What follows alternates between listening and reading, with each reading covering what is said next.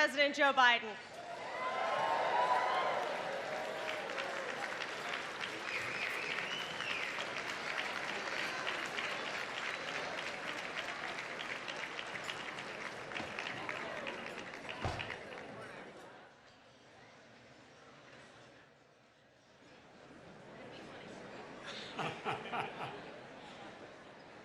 Thank you, Tam, for that introduction, I think. Let me start on a serious note.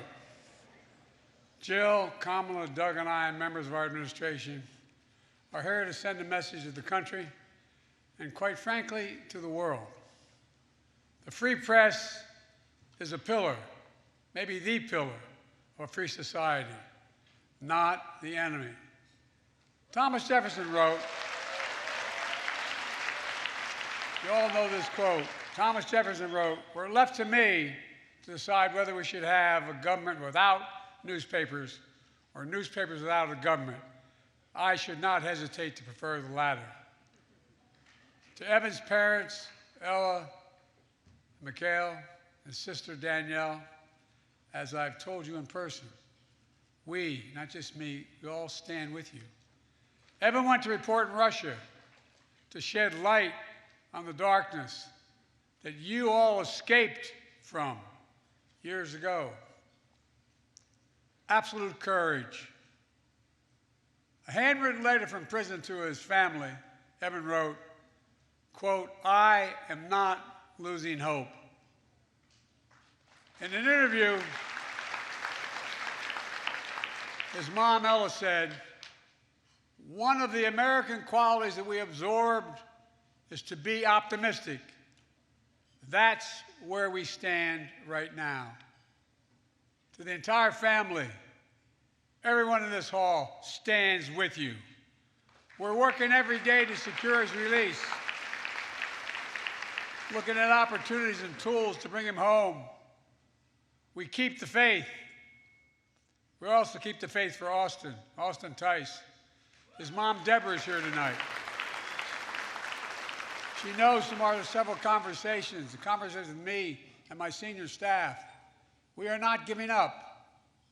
As I told you at this dinner last year, as I told you in the Oval Office, you raised an incredible son. When he was a kid, he was an Eagle Scout, a big brother, a born protector, a U.S. Marine, 3 tours in Iraq and Afghanistan. Austin was a fearless journalist and a future lawyer. As a consequence of Austin showing the world the cost of war, he's been detained in Syria for nearly 11 years. It's simply wrong, it's outrageous, and we are not ceasing our effort to get him, find him, and bring him home. Tonight, our message is this: journalism is not a crime. Evan and Austin should be released immediately, along with every other American held hostage or wrongfully detained abroad. Paul Whelan, unjustly held in Russia for more than 4 years, whose brave sister I've met with and whose family has never quit fighting for Paul. And I promise you, neither will I and neither will this administration until we get him home. And there are other Americans being unjustly held in Iran, Venezuela, China, and elsewhere. Their stories may not make headlines or hashtags, but every day, their family looks at that empty chair at the kitchen table. Birthdays, anniversaries, holidays without them. The pain of living in limbo, in a sense, is almost worse than the pain of having lost a child and looking at an empty chair. The stress of not knowing, the sorrow of uncertainty. But I want them and their families to know, Jill and I understand. We see them. They are not forgotten. And I promise you, I am working like hell to get them home. As a nation, we'll never give up on hope. Things can get better. things can turn, things can change. Tonight, unlike last year, Brittany Griner's here with her wife, Cheryl. Brittany, where are you, kid? Stand up, come on. I love this woman.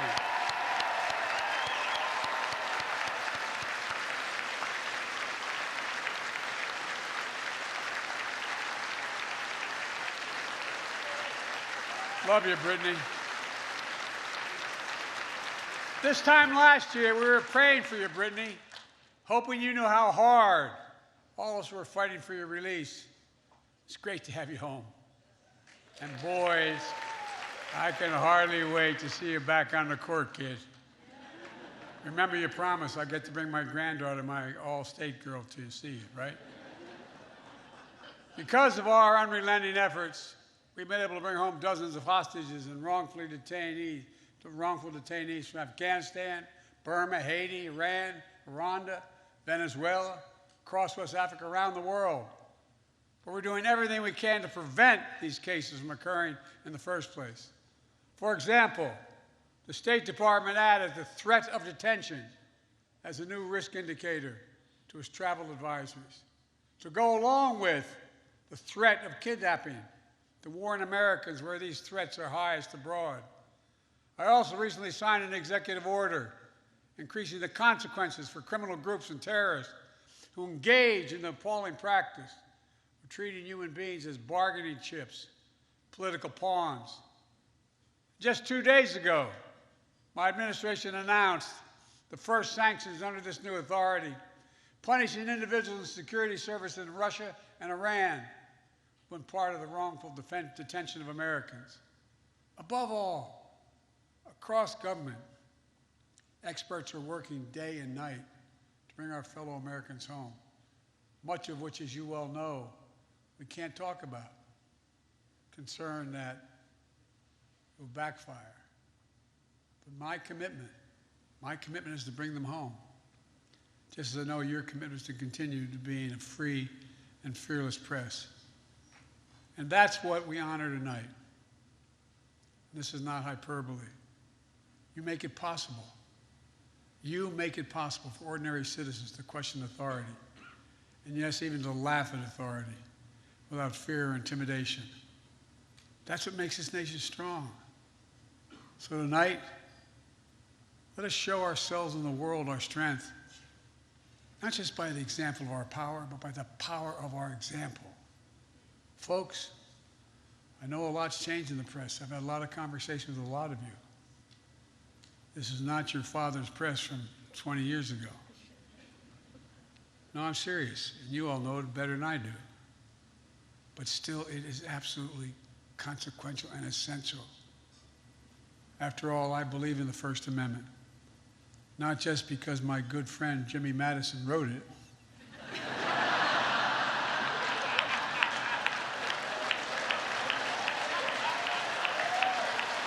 Look, in a lot of ways, this dinner sums up my first 2 years in office. I'll talk for 10 minutes, take 0 questions, and cheerfully walk away.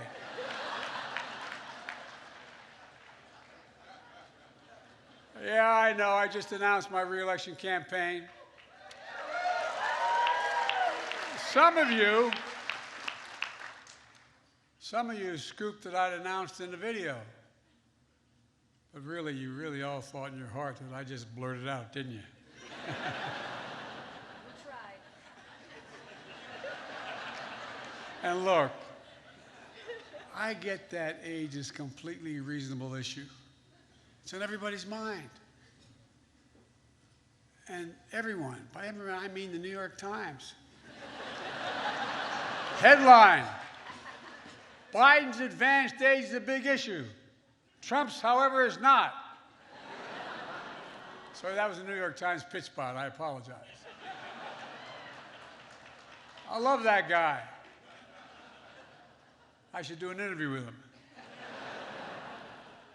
You might think I don't like Rupert Murdoch. That's simply not true. How could I dislike a guy who makes me look like Harry Styles?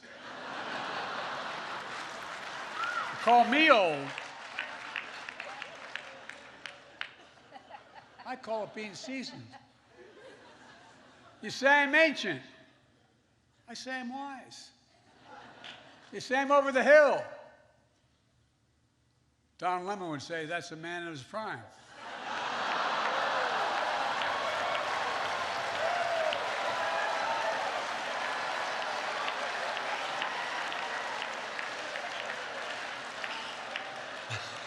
Folks, it's wonderful to be back here again, proving I haven't learned a damn thing.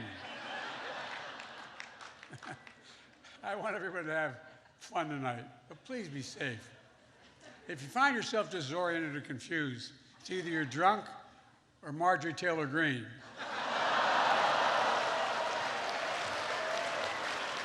Tam, thank you for hosting us. I love NPR.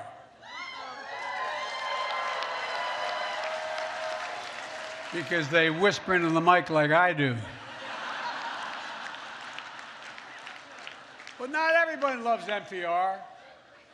Elon Musk tweeted that it should be defunded. Well, the best way to make NPR go away is for Elon Musk to buy it.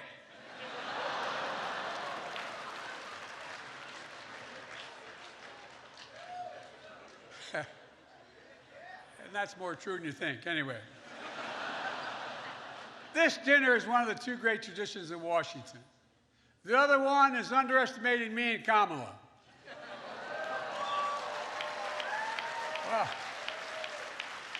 Well, the truth is, we really have a record to be proud of. Vaccinated the nation, transformed the economy, earned historic legislative victories and midterm results, but the job isn't finished. I mean, it is finished for Tucker Carlson. What are you wooing about like that? Like you think that's not reasonable? Give me a break. Just give me a break. Look, like I often say, don't compare me to the almighty, compare me to the alternative. We added 12 million jobs. That's just counting the lawyers that defended the president. Had Ron DeSantis, I had a lot of Ron DeSantis jokes ready. But Mickey Mouse beat the hell out of me, got there first. Now look, can't be too rough on the guy. After his re-election as governor, he was asked if he had a mandate. He said, hell no, I'm straight. I'm straight. I'll give you time to think that one through.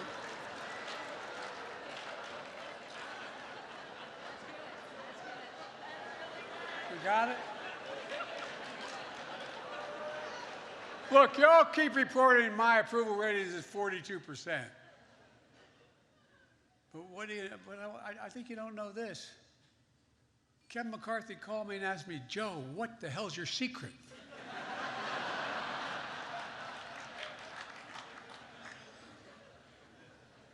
I'm not even kidding about that one.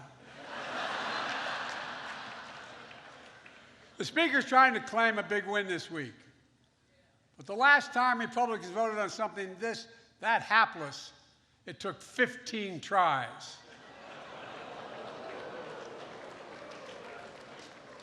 That was good. Look, it's great the cable news networks are here tonight. MSNBC owned by NBC Universal. Fox News owned by Dominion Voting Systems.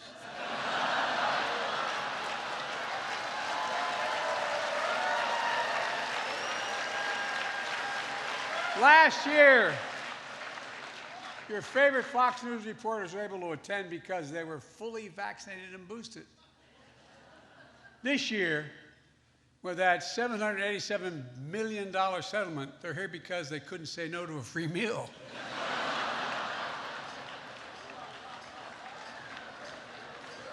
And hell, I'd call Fox honest, fair, and truthful, but then I could be sued for defamation.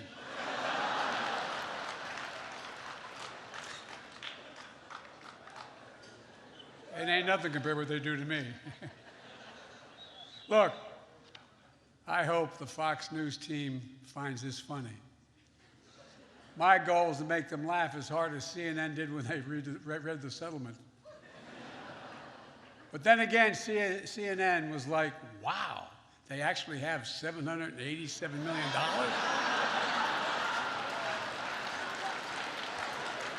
Whoa. Folks, I go where people are, The Daily Show. Roy's a great guy. He once dubbed me the Jay-Z of Delaware. Don't let that look in your face, you did. Tonight he asked me to keep it short, even offered me $10 if I'd keep it under 10 minutes. That's a switch, a president being offered hush money.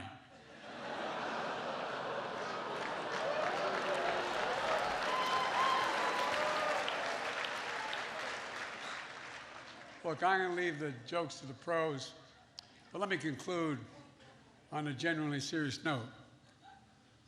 Roy was born in Birmingham, Alabama. He graduated from a great HBCU, Florida A&M. He started in journalism following the footsteps of his father, Roy Wood Sr., who covered the civil rights movement. During Black History Month this year, I hosted the screening of the movie Till. The story of Emmett Till and his mother is a story of a family's promise and loss and a nation's reckoning with hate, violence, and abuse of power. It's a story that was seared into our memory and our conscience, the nation's conscience, when Mrs. Till insisted that an open casket for her murdered and maimed 14-year-old son be the means by which he was transported. She said, "Let the people see what I've seen." The reason the world saw what she saw was because of another hero in this story, the black press.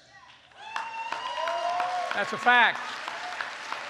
Jet Magazine, the Chicago Defender,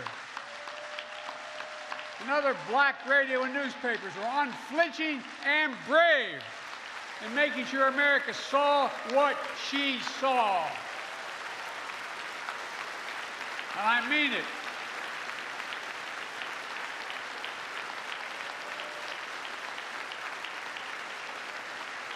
Ida B.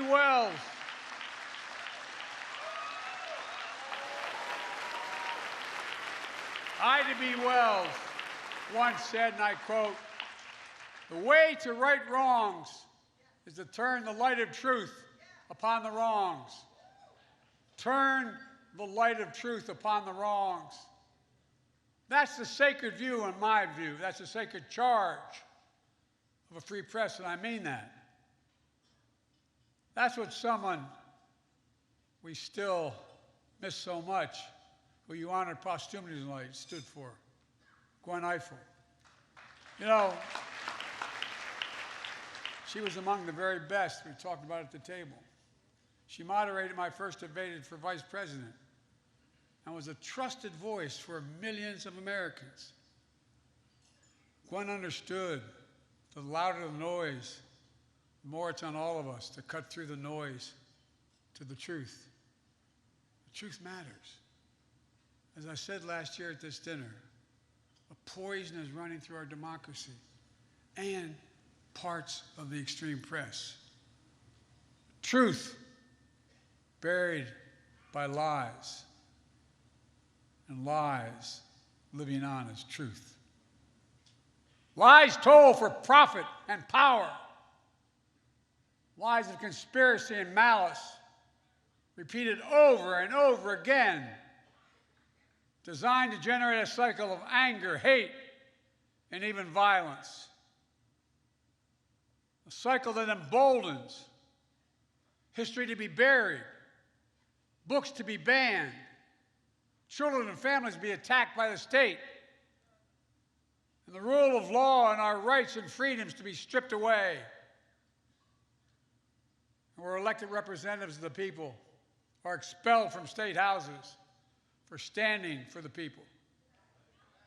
I made clear that we know in our bones, and you know it too, our democracy remains at risk. But I've also made it clear, as I've seen throughout my life, it's within our power, each and every one of us, to preserve our democracy. We can, we must, we will. I'd like to make a toast, if I had a glass.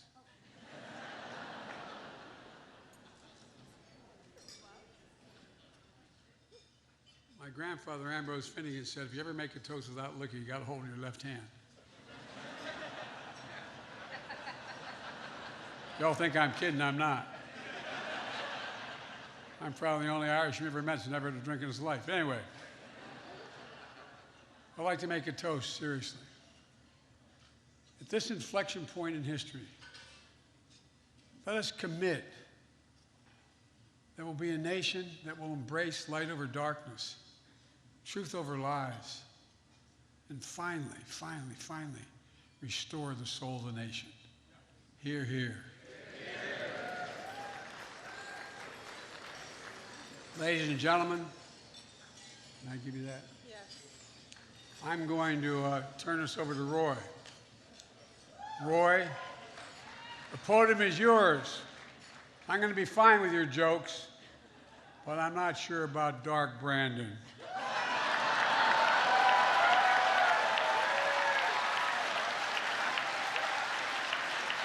It's all yours, pal.